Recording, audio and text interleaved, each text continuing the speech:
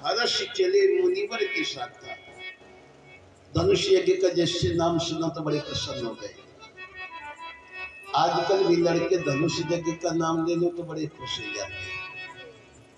और इस वर्ष आपके नगर में जो धनुष यज्ञ होने जा रहा है, वर्तमान समय के बड़े उद्भट कलाकारों के द्वारा शिखर पर जिनकी गणना होती है, परशुराम, लक्ष्मण, जनक जैसे जो आज चले जिस समय, तो मार्ग में एक जगह राम जी ने एक वीरान आश्रम को देखा। आश्रम एक देख मग माही, थक मग जीव जंतु जहाँ नाही। ऐसे वीरान आश्रम को देखा जहाँ न कोई पशु है न कोई पक्षी। देखा वृक्ष भी खड़े हैं तो सूखे खड़े हैं। आज प्रभु ने एक पत्थर की नारी को देखा। पूछा मुनि शिला प्रभु देखी, तो सकल कथा मुनि कहा विषेकी। राम जी ने कहा गुरुदेव ये पत्थर की नारी कौन है, इसका क्या परिचय है? मुनि विश्वामित्र जी ने कहा राम है तो ये गौतम नारी अहिल्या है। चलो इसका संपूर्ण चरित्र तुम्हें सुना दे। एक बार इंद्र अपनी देव सभा में बैठा था। इंद्र कामी प्रकृति का है, लालची प्रकृति का है। इंद्र ने देवताओं से प्रश्न कर दिया कि वर्तमान समय में मृतलोक में सबसे सुंदर नारी कौन है? देवताओं से पूछा तो देवताओं ने कहा भाई हम लोग तो नहीं बता पाएंगे। कुछ देवता ऐसे हैं जो नित्य मृतलोक जाते हैं। सूर्य देव हैं, चंद्र देव हैं, वरुण देव हैं, अग्निदेव हैं। तो सूर्य देव से पूछा तुम बताओ, तुम जानते हो? सूर्य देव ने कहा नहीं मैं नहीं बता पाऊंगा, क्योंकि जिस समय मैं मृतलोक पहुंचता हूँ जो सुंदर नारियां हैं मेरे तेज को सहन नहीं कर पाती, अपने अपने भूमि में चली जाती है, मैं नहीं देख पाता।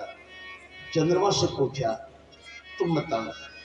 चंद्रमा ने कहा हम नहीं बता सकता हूँ। वर्तमान समय में गौतम ऋषि की नारी जो अहिल्या है उसके समान मृतलोक में कोई सुंदर नारी नहीं। चंद्रमा को यह भी मालूम है कि गौतम ऋषि प्रतिदिन ब्रह्म मुहूर्त में गंगा स्नान को जाते हैं। आज ये भी बता दिया इंद्र को। इंद्र ने कहा चंद्रमा तुम मेरे साथ चलो। चल करके गौतम के आश्रम में अर्धरात्रि के समय मुर्गा बंद करके आवाज लगा दो। जिस समय गौतम तुम्हारी आवाज को सुन करके जाएंगे गंगा की ओर, उसी समय मैं अहिल्या के साथ छल करूंगा। ये योजना बना करके इंद्र चंद्रमा को साथ लेकर के गौतम जी के आश्रम में आया, जहां पर अर्धरात्रि के समय चंद्रमा ने मुर्गा बन करके आवाज लगा दी।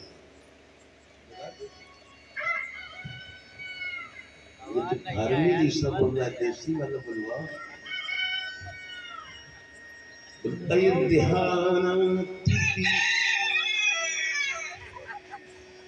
आज जैसे चंद्रमा ने मुर्गा बन करके आवाज लगाई।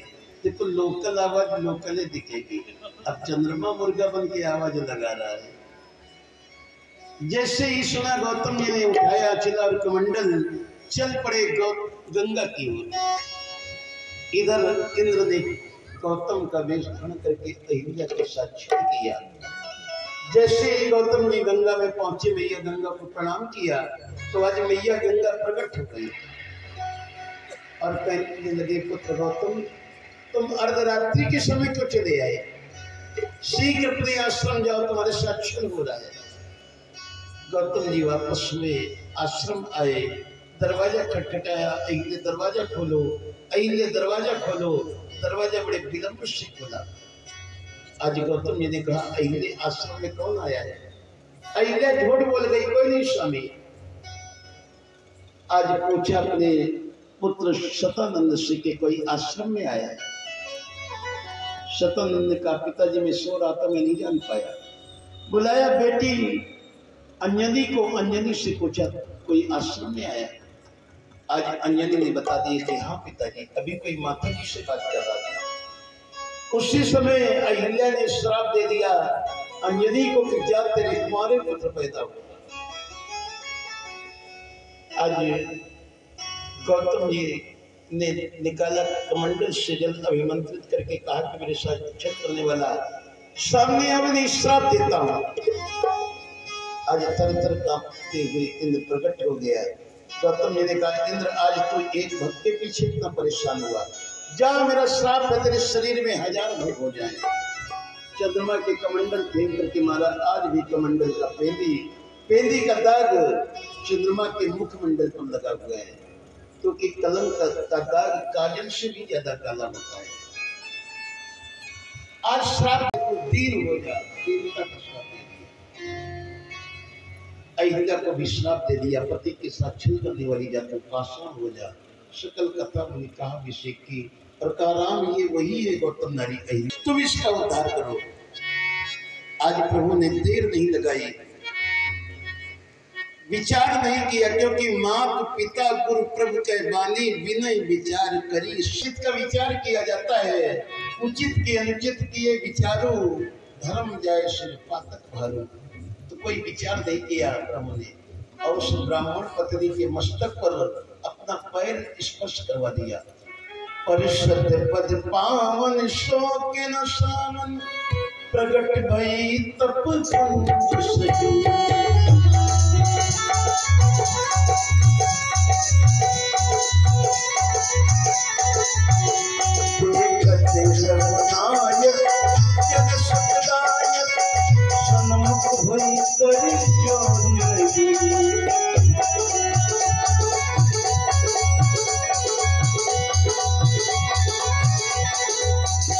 अति प्रेम अधीरा शरीरा, मुक्त नहीं आवे बचन कही।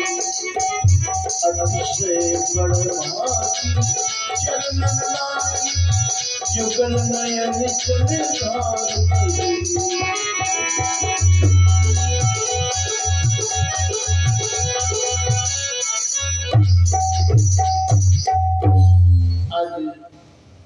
अति प्रेम अधीरा पुलक शरीरा, मुख नहीं आवे वचन कही। अतिशय बड़भागी चरण लागे जुगल नयन। आज दोनों नेत्रों से अश्रु बहने लगे। धीरज मन की ना प्रभु का चीना, रघुपति कृपा भगत पाई। अति निर्मल वाणी अष्टि ठानी, ज्ञान गम जय रघुराई।